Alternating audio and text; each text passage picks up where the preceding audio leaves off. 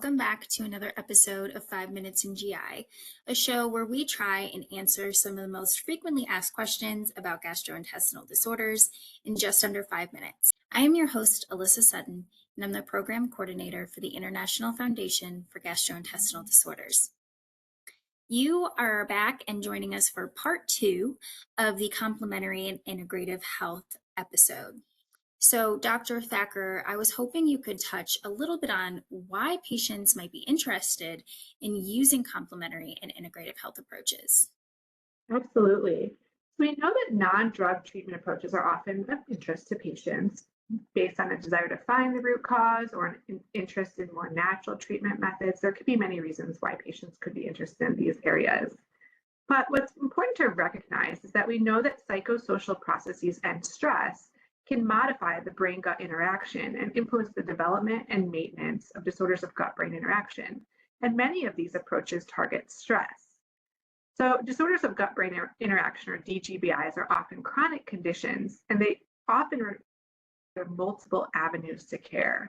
So there is emerging evidence to support the use of these approaches, and many patients do find them to be helpful. How can patients go about talking to their physicians about complementary and integrative health approaches? And what are some tools that they can use when having these conversations?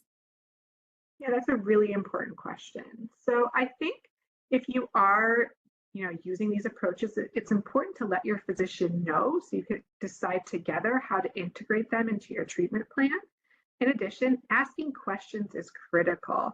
So if you're unsure about whether or not an approach is right for you, I think, it's important to ask your physician and work together to decide if there's evidence to support its use or whether or not it could help with your certain condition.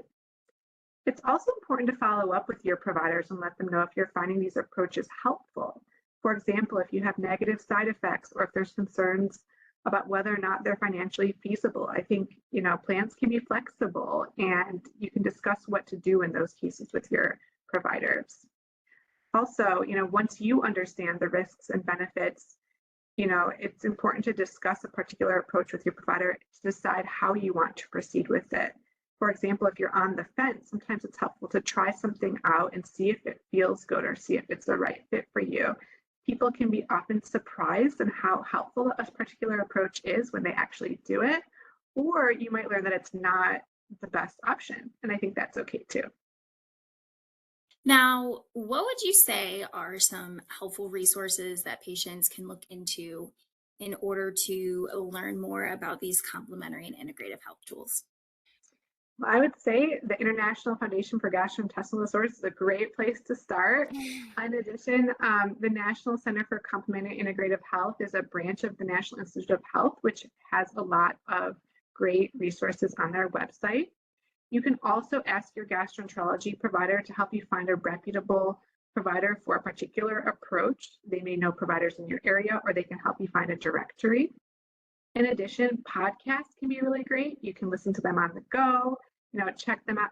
For example, check out the Gut Health podcast, which is a really great new podcast in addition to Tuesday Night IBS. There are also several excellent books.